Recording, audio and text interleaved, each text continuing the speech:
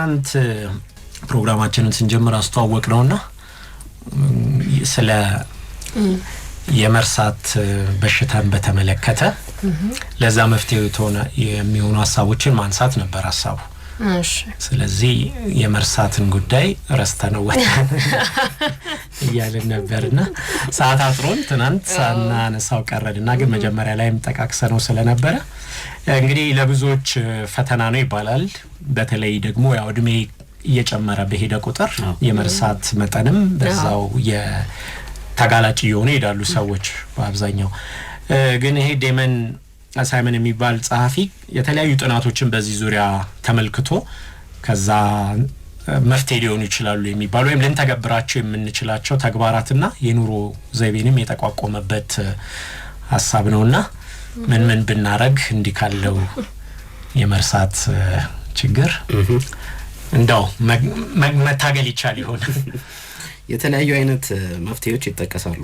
ስለዚህ ስለ መርሳት በሽታ ሲነገር በዓለም አቀፍ ደረጃም በጣም ብዙ ሰዎች በመርሳት በሽታ እንደሚሰቃዩ ይነገራልና እንደ የዓለም አቀፍ የጤና ድርጅት WHO ከሆነ ወደ 57 ሚሊዮን ሰዎች በመርሳት በሽታ በዓለማችን ዙሪያ ላይ ይሰቃያሉ ይላልና ከፍተኛ ወጪዎች 57 ሚሊዮን በጣም ብዙ ሀገሮች እኮ ያላቸው ህዝብ ብዛት። ስለዚህ እንደው በአንድ ሀገር ብንወስደው አንድ ሀገር ሙሉ ሰው ይረሳል እንደማለት ሊሆን ይችላል። ብዙ ሀገሮች የተወሰኑ የአፍሪካ ሀገሮች ደግሞ ብናያቸው የተወሰኑ የ3 የ4 የአፍሪካ ሀገር ሊሆን ይችላል ተደምሮ ሊሆን ይችላልና ይሄን በከፍተኛ ወጪ እንዲያወጡ ያደርጋቸዋል። ለጤና ማቆያዎች ቤተሰቦች እነዚህን ሰዎች የሚንከባከቧቸው ሰዎች ራሱ ስራ ገበታ ላይ ያለ መሆናቸው ተጨማሪ ወጪ እንዲወጣ ይደረጋልና አንዳንድ ቁጥሮች ወደ $1 ትሪሊየን አካባቢ በዚህ ምክንያት መንግስታት እንደሚያወጡ ይናገራሉና ከጊዜ ወደ ጊዜ ደግሞ በጣም እየጨመረ ነው የመጣው።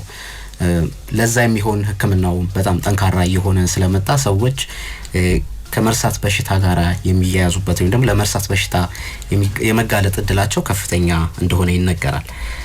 በዋነኝነት ይሄ የነርቭ አእምሮአችን ላይ ያለ የነርቭ ሴል መጎዳት ነው እንግዲህ ይሄንን በሽታ እንደሚያመጣ የሚነገረውና የማሰላሰልና በዋነኝነት ደግሞ የትውስታ አቅማችንን እንዲቀንስ ያደርገዋል ተብሏልና በተለያዩ አይነት መንገዶች ሊመጣ ይችላል። በዋነኝነት ሲዋረድ በመጣ ሰዎች ከወላጆቻቸው በዘር አማካኝነት ሊመጣ ይችላል። ሌላው ደግሞ በቀላሉ ከህይወት መንገድ ጋር ተያይዞ ሰዎች ለዛ እንዲጋለጡ ሊሆኑ ይችላሉና ይሄ የአካል ብቃት እንቅስቃሴን አለማድረግ ጤናማ የሆነ አመጋገብን አለመከተል ለምሳሌ ሰዎች የሰውነት ክብደታቸው በጨመረ ቁጥር ለስኳር በተጋለጡ ቁጥር ለመርሳት በሽታ በዛው ልክ እንደሚጋለጡ ይነገራልና መጠጣት ከሱስ ጋር ለሱስ መጋለጥ አልኮል መጠጣት ሲጋራ ማጨስ በእንደዚህ ምክንያቶች ለመርሳት በሽታን የሚያጋልጡ ምክንያቶች ናቸው ተብሎ በደንብ ይገለጣል። ጂሊን ሊቪንግስተን የተባለች የዩኒቨርሲቲ ኦፍ ለንደን የስነ አእምሮ ባለሙያ የሆነች የስነ አእምሮ ባለሙያ የመራቸው አንድ ጥናት ነበረ በ2022 አካባቢ የተሰራ ጥናት ነው። በ2024 ለንባብ በቅቷልና እዚህ ጥናት ላይ ግን የተጠቀሱ መፍትሄዎች አሉና አንዳንዶቹን ስንሰማቸው እንዴ ለመርሳት በሽታ ያጋልጣል ይሄ ነገር የምንላቸው ናቸው። ግን ባደረግናቸው ቁጥር ለበሽታው የመጋለጥ እድላችንን ይቀንሳሉ ተብሎ ተጠቅሷል። አንደኛ ላይ የተጠቀሱት መነጽር አለማድረግ ለመርሳት በሽታ ያጋልጣል የሚል ድምዳሜ ላይ ደርሰዋል። በዚህ ጥናታቸው ምን አይነት ዲሳይ ነው ወይስ መነጽር አለማድረግ ማለት ሰዎች የእይታ አቅማቸው ሲቀንስ መነጽሮች ይታዘዙላቸዋልና የታዘዙላቸውን መነጽሮች ሳያደርጉ ቦታት ለመርሳት በሽታ ያጋልጣቸዋል ብለው እናደርገዋል። ይሄ ደግሞ የሚሆነው አንድ መነጽራቸውን ሳያደርጉ እነዚህ ግለሰቦች እንቅስቃሴያቸው ይገደባል። ከቤት መውጣት ይከብዳቸዋል። በዚያ ምክንያት እንቅስቃሴያችን በተገደበ ቁጥር ሰውነታችን ብዙም በተቀመጠና እንቅስቃሴ ባላደረገ ቁጥር ለበሽታ የመጋለጥ እድላችን እየጨመረ ይመጣል። በሁለተኛ ደረጃ ደግሞ ይሄ ከንባብ ጋር ያላቸው እንጂ ቀጥታ አይደለም እሱን ተከትሎ ከንባብ ጋር ያላቸው ግንኙነት በጣም እየወረደ ይመጣል። የማንበብ አቅማቸው ይቀንሳልና አይምሮአችን ደግሞ ብዙም ስራ የሚሰራው በማንበብ ነውና መነጽራቸውን በተለይ ደግሞ መነጽር የታዘዘላቸው ሰዎች በተቻላቸው ስራቸውን በሚሰሩበት ጊዜ መነጽራቸውን ቢያደርጉ ጥሩ ነው ተብሏል። ሁለተኛ ላይ የጠቀሱት የአየር ብክለት ለመርሳት በሽታ ያጋልጣል የሚል ነገር ነው የተናገሩትና ማረጋ አንችልም ምን መነጽር እንዳደርጋለን በቀላሉ ግን መደረግ የሚችሉ ነገሮች አሉ። ለምሳሌ ይሄ ጭሶች አሉ አይደለ? ሰዎች ይሄ የእንጨት ጭስ የከሰል ጭስ አካባቢ የሚጋለጡ ሰዎች ያንን በቀነሱት ቁጥር በተወሰነ ደረጃ የመጋለጥ እድላቸውን ይቀንሳሉ። መንገድ ላይ ስንሄድ በታክሲ አይሶዞ እያጨሰ የሚሄደው እሱ መከላከል አይቻልም።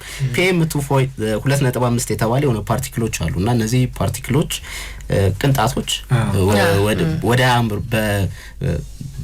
በመተንፈሻ ስርዓታችን አማካኝነት ወደ አእምሮአችን ይገባሉና አእምሮአችን ውስጥ በገቡ ቁጥር በከፍተኛ ሁኔታ የመርሳት በሽታን የሚያጋልጠውን ክፍላችንን ይነካሉና ሰዎች በዛ ምክንያት ለመርሳት በሽታ ይጋለጣሉ ተብሏል።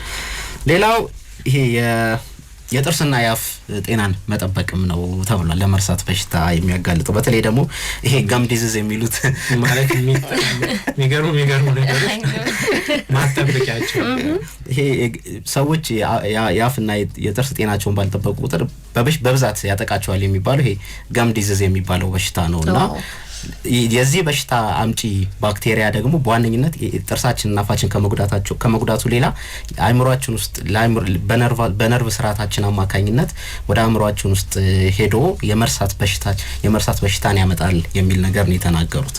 ዋው።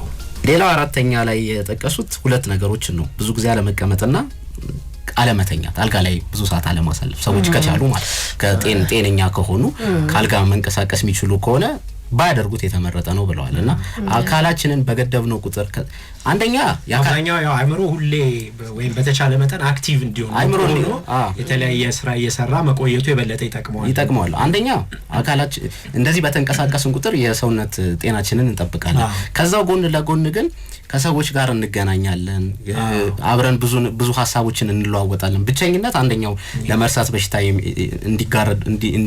ሰዎች እንዲጋለጡ የሚያደርጋቸው ነውና ይሄ ደግሞ ከሰዎች ጋር በተገናኙ ቁጥር ማህበራዊ ግንኙነታቸውን ባሰፉ ቁጥር ለመርሳት በሽታ እዛ ላይ የመጋለጥ እድላቸው በጣም ጠባብ ስለሚሆን ሰዎች በቻሉ መጠን ከሰዎች ጋር ቢገናኙ ቤት ባይቀመጡ ጤነኛ ከሆኑም ከሌሎች ሰዎች ጋር ያላቸውን ግንኙነት ባይገድቡት ጥሩ ነው የሚል ነገር ተናግረዋል። ከሰዎች ጋር አሁን ስትገናኝ ማለት የተለያዩ ጉዳዮችን ትለዋወጣለህ፣ ሳብ ይወራል።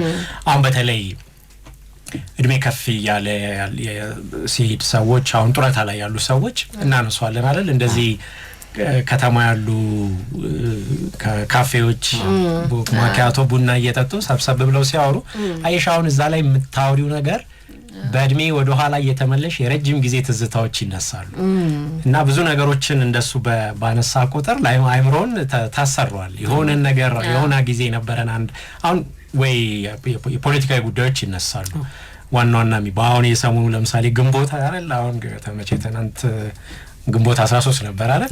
አሁን ግንቦት 13 እንደዚህ ዛኔ ኮሎኔል መንግስቱ ከሀገር ሲወጡ እኔ ነበርኩበት ምናምን ስትል ያንን ነገር በቃ ብዙ ነገሮች ጋር ትሄዳለህ ወይ እንዲ ወይ ኳስ ስታወራ ወይም ስፖርት ወይም ሌሎች የምታስታውሳቸው ክስተቶች ከሰዎች ጋር በቆየሽ ቁጥር አይምሮሽን ስራ ትሰጪዋለሽ።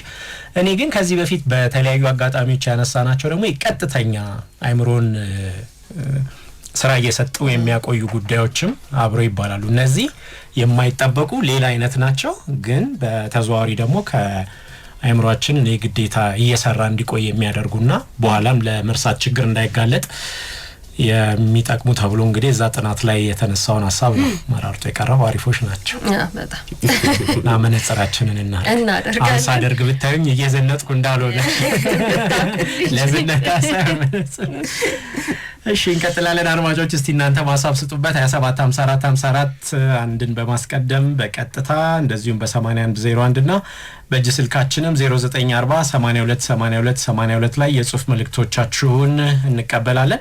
እየመጡ ያሉ ሐሳቦችም አሉ እናነሳቸዋለን።